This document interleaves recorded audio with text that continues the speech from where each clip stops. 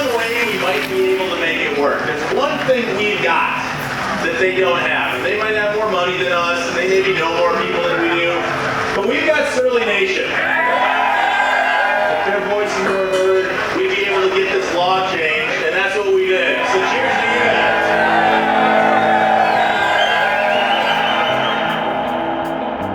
An idea, a challenge, and a change. When I was a little kid, I probably like a lot of kids wanted to do what my dad did. We wanted to run the abrasive company and sit behind the big desk. But when I found out I had no aptitude for mechanical know-how, that idea went down the drain. Around 2004, I was homebrewing as a hobby, got the idea to try and open a brewery. You know, there was no business plan when we started. Really, the goal was pretty simple. We wanted to brew great beer and meet payroll. So it took a couple of years to meet payroll, but I think we've been brewing great beer from the get-go. And after that first year, we all of a sudden were in a situation where we couldn't make enough beer to meet demand.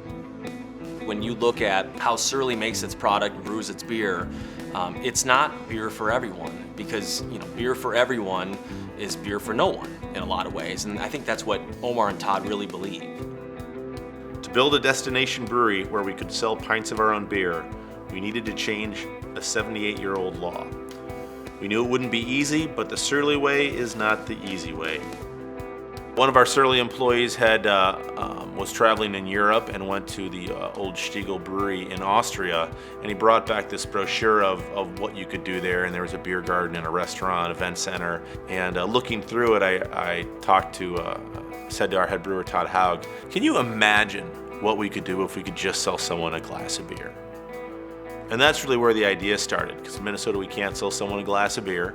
We can give it to them, but it's kind of hard to build a beer garden around giving away all of the beer. So on Monday, February 7th, a bitterly cold night in St. Paul, we had our version of a press conference. And it was basically a party at a bar. He addressed the crowd with a megaphone. That's the way Surly does it. The big plans, we've working with some folks at the Capitol to help us change some laws so breweries can sell pints of beer at their facility. But that's the big news. We want to build a new brewery. We want it to be unlike anything else in Minnesota, and I think it's worth the effort and the fight. So we'll certainly need your help when the time is right. This big idea was about bringing people together and really making a change and testing an old law, testing an old system, and saying, you know what, just because it was written in Prohibition doesn't mean this law should still stand today. You've got the manufacturer, the distributor, and the retailer, and neither can have interests in the other two tiers, and so it keeps things separate. It was a big idea, but it wasn't, was not tearing down the system, but that's what people said we were doing at first. For the fan base, when they started to hear that, they were like, what's a three-tiered system? And who cares? That's what other industry does that happen in? That's arcane that you wouldn't be able to actually sell your own product at your own facility. It was an idea that everyone seemed interested in, but some were concerned about getting too involved at the beginning because they knew that there were groups that would be on the other side of this issue. I kind of knew we'd have to sort of frame the debate or frame the question somehow in a way that we could win. Or a way that made sense, because if we just went up there to the Capitol and said, hey, this is a great idea, that wasn't going to be enough. I knew that. Some days you are going to be as up and as high as you can be and thinking that there's no way you're going to lose, and other days when you're at the bottom, just there's no, up is a long ways away and doesn't feel like you're going to get there. When we started working to change the law, a lot of people didn't think it could be done. They said we couldn't get enough support, but they didn't know the power of Surly Nation. Who knew that this pint, selling a pint of your own brewery's beer at your brewery, would be such a controversial thing? Social media really was our communications tool for that. It's been an unbelievable gathering point. It's been a base camp of sorts for bringing people together, informing them, and then asking them to go out and do their thing. The drum beat started to get louder. There was more and more calls coming in. There was more and more emails going into legislators. And that started to turn the tide on actually getting a hearing. And I've had people come up to me after the tours and say, I've never called my state legislator before. I did twice for you guys. I've never worked on an issue that had that kind of public input and in such a positive way. It was really great to see. Our bill authors were absolutely key to the success of this. I don't think, had we not had such strength and two women who really believed in what we were doing, I don't know that we would have had the success that we did.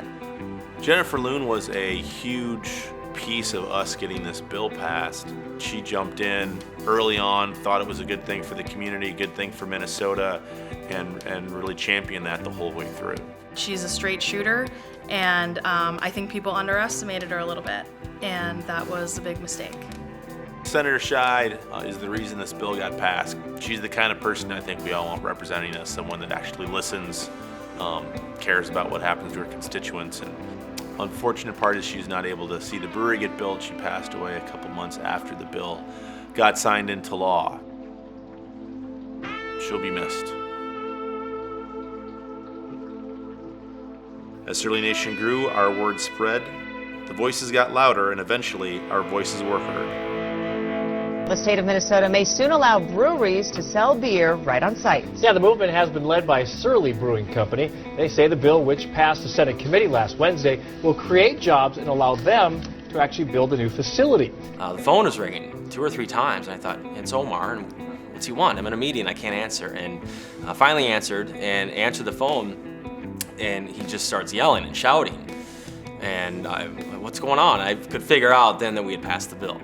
Governor Mark Dayton signed the quote-unquote Surly bill into law, which really makes it, this is good for all brewers in Minnesota, this is good for craft beer in Minnesota to make it a destination beer state. You gotta go out there and participate, because it does matter, it does happen, because we're able to get this bill passed because of that. Surly Brewing in Minneapolis has plans for a brand new brew pub, all possible because of a recently passed law nicknamed the Surly Bill that lets Minnesota breweries sell pints.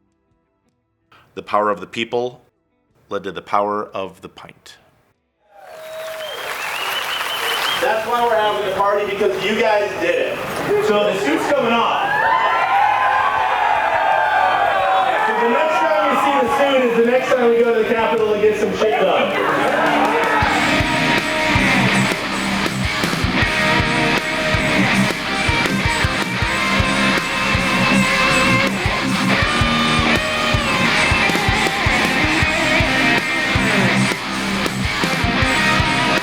We had a Power of the Pint party to celebrate the fact that we got the law change. It just seemed the natural thing to do after all the work, all the help we had from our fans.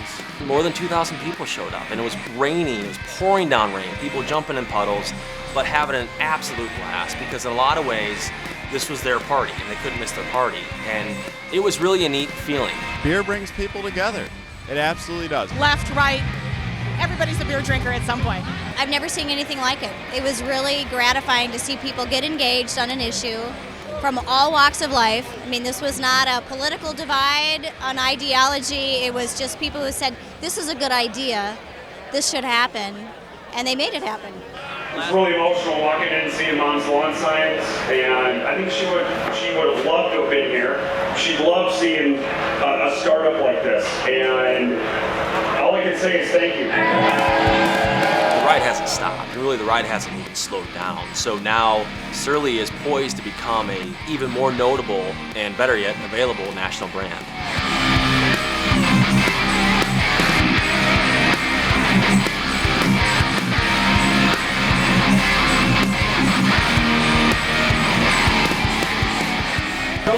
Belinda, cheers!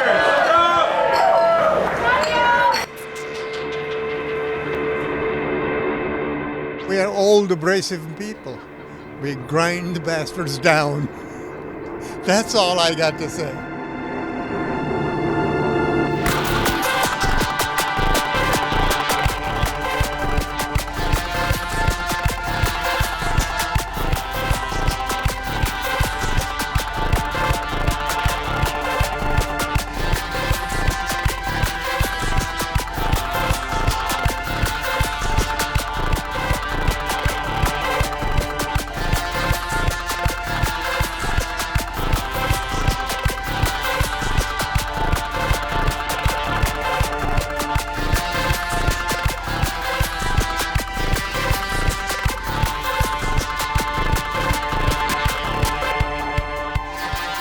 That sums it up. We done? Yep. Cool. I've got to go make some more beer.